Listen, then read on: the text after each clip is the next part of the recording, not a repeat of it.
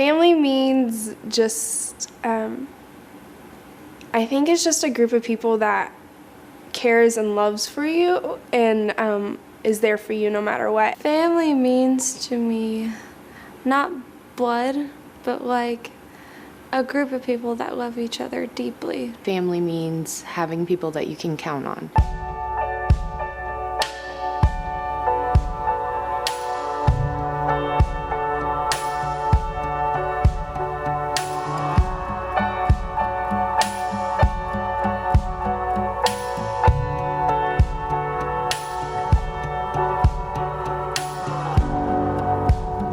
Family means connection and commitment.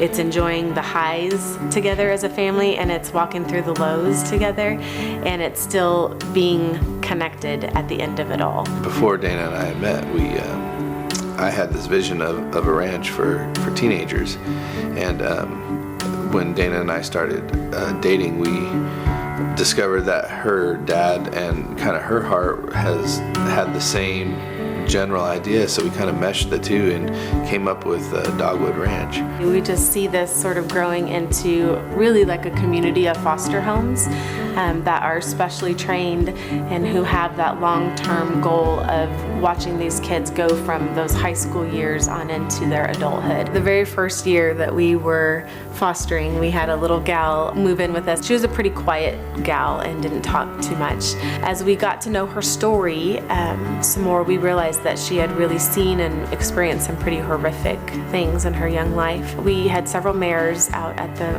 ranch that were giving birth that spring, and she connected with a beautiful filly out there that we named Bella. And Bella was born with a vitamin E deficiency, and so she required around-the-clock care. And it was beautiful to watch this little gal go out there. She was the first to stay up all night. She wanted to be there as often as she could.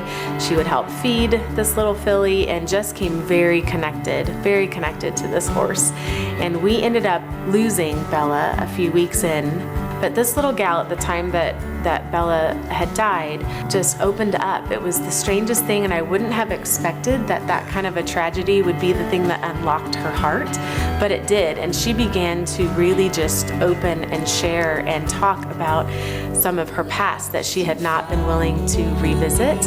And when she left our home, probably 4 or 5 months after that, to go back to her birth family, she was a different person. She had literally made a complete transformation. And I remember thinking then, this is why we do this with the horses, because I don't know that there would have been anything that Brian and I could have done to really connect to the pain that this child had gone through in her young life. Currently, we've got over 500,000 kids nationally in the foster care system.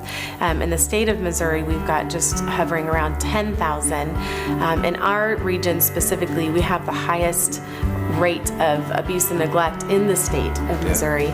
These are social issues. These are our community problems that we are trying to attack from the inside out. We know we can make a difference. We know God's called us to make a difference and to really abolish those statistics, because He has greatness in store for these kids that have not known that they're great. And it sounds so simple that you can sort of attack a really big society issue with the stability of love and family, but you can. There's power in extending the walls of your home to these kids. And when they respond and grab a hold of it and realize that they do have greatness inside of them, there's just no greater joy than to watch that transformation happen. God puts the lonely in families. Yes, He does. And that's what it's about.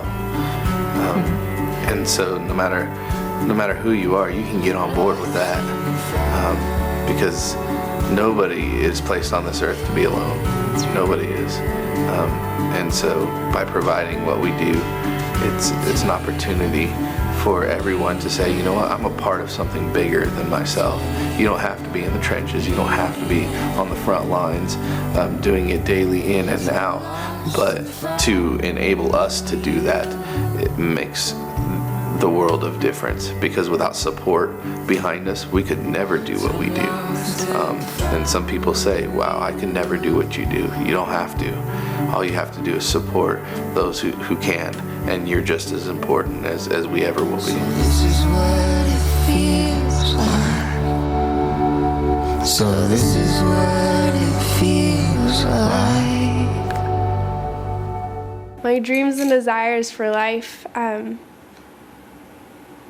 I think it's just God has put the nations on my heart, and my mom and dad have really embraced that in me and have encouraged me in that. Going to Africa and helping people out, but I also want to like touch the community and all other things. I just don't want to be someone that just drifts through life and everything. My dream in life would be to raise a functioning, productive family, to provide for both of my kids a great life and a happy story and something that they can grow up on and a foundation that they can build their own lives off of.